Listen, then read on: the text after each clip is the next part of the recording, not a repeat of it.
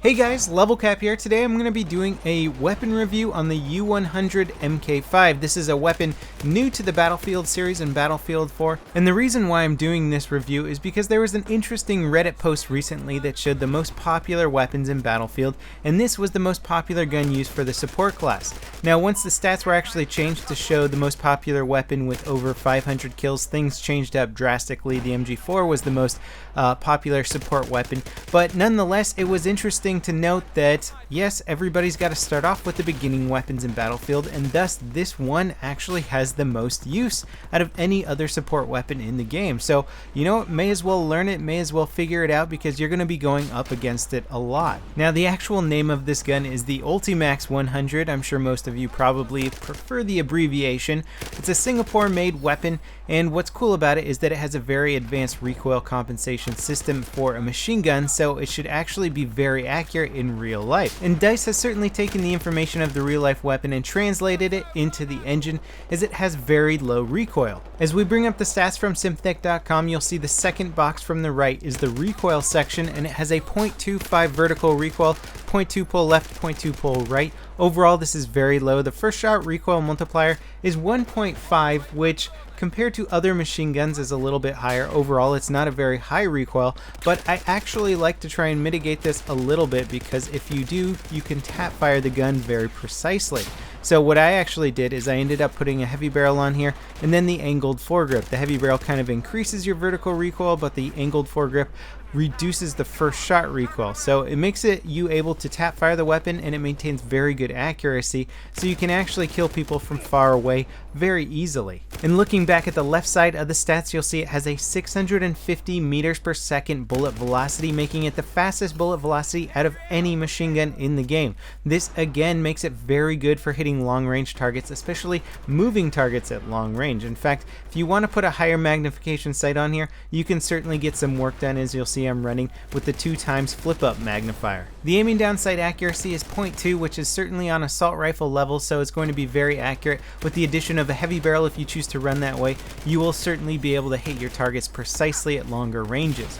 Now the big Achilles heel of this weapon, and the reason why a lot of people probably aren't using it, is that it has a painfully slow rate of fire. 590 rounds per minute. Not even 600 rounds per minute. 600 is low. 590 is stupidly low. And although this rate of fire is accurate to the real life counterpart, it certainly does make this weapon pretty much ineffective at all ranges other than extremely long range. So in a way, it does kind of lend itself to actually playing the support role, which is staying in the back lines, distributing ammo, not necessarily being the guy up front. Because if you are up front and you run into virtually any other gun in the game, you're going to get out damaged and taken out. You're really not a force to be reckoned with in close quarters. You want to take advantage of this weapon, which is its pure accuracy at long range. Pretend like you're playing the recon class with a DMR or something, and you're just trying to stay far away. Now, for some odd reason, DICE has decided to give certain weapons in Battlefield 4 different gravitational effects on the actual bullets, meaning they will get pulled to the earth faster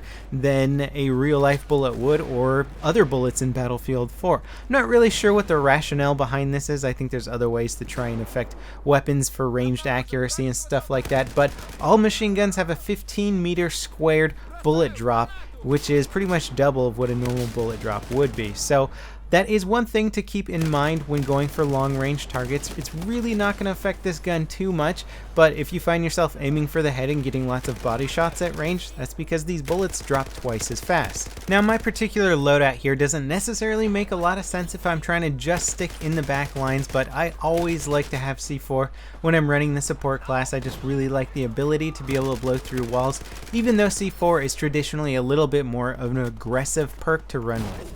If you are somebody who likes to stay in the back lines, you may even consider running something like mortar, taking some shots at somebody. If they take cover, switch over to your mortar and take them out from behind the rock. Now, one of the most unfortunate things I think about the U-100 and the other similar machine guns to this one, which I would include the RPK-74M, the RPK-12, the QBB-95-1, all these guns are good for tap firing, and they have good long range accuracy, but there's some machine guns out there that actually do this better. Something like the Type 88 LMG has a 200 round box magazine, and although the recoil is higher on this gun, it also is very capable of being tap fired. So if you really are getting good at tap firing LMGs and using them for long range engagements, then you may want to just upgrade and disregard all the guns like the U-100, the RPK, and just go for the Type 88. It's very weird because the Type 88 traditionally I wouldn't consider to be a particularly great machine gun, but it has great tap firing potential. And this of course is assuming that you have decided not to use the AWS, which is in my opinion the best machine gun in the game and one of the easiest weapons to use as well. Now when I came back to using the U-100, I realized I really didn't have very many kills with it, and I assume this is pretty much how most players go, is once you get your required amount of kills or you rank up the support class enough to get your next gun, you pretty much switch over to it, because the U-100 really is kind of at the bottom of the heap in terms of its effectiveness in medium to close range combat. Chances are novice players or people just getting into the game are not going to be too aware of the tap firing mechanics in Battlefield 4 that are very effective, and thus they're going to really miss out on where this gun actually has benefits. I know that's something I certainly missed out on when I was using it in the first place. I wasn't really aware of the tap firing techniques that were so effective in Battlefield 4,